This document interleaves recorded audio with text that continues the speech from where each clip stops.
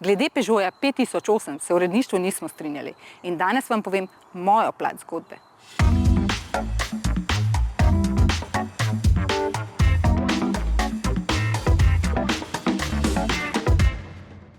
Peugeot 5008 je vedno bil družinski avto in tretja generacija SUV-ja to samo še potrjuje. Je širši, daljši 15 cm, dolga skoraj 4,80 m in višji 4 cm.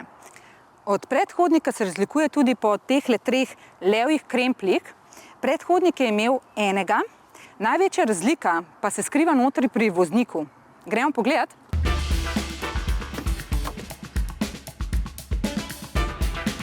Ko sem se usedla v tale avto, sem takoj opazila, da je volan manjši.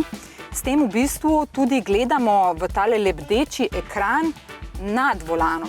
Nekoliko je odmaknjen, ampak so to prijetno rešili s temle manjšim ekranom, na katerem je polno bližnjic, preko katerih pa si lahko spremenimo tudi ambientalno svetlobo. In zelo veliko prostora je za shranjevanje.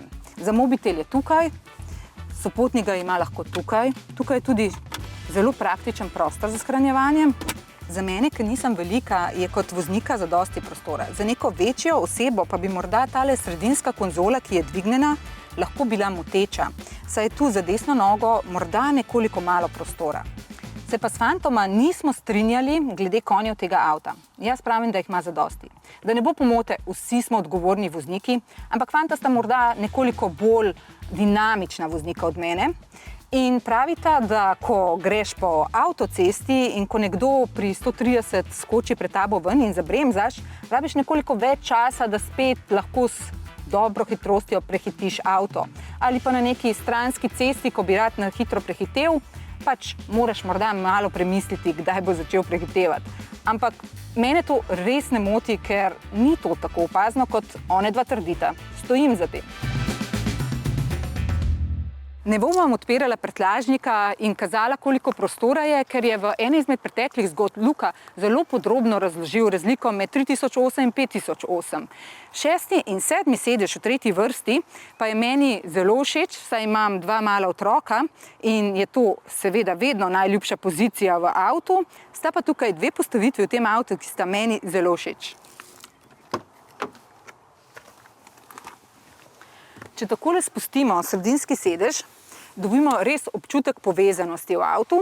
Poleg tega boljši nadzor nad vsemi regolijami, ki se dogajajo na zadnjem sedežu. Potem druga opcija, ki pa mi je tudi všeč, je pa, če spustimo še tale sedež, pomaknemo seveda naprej.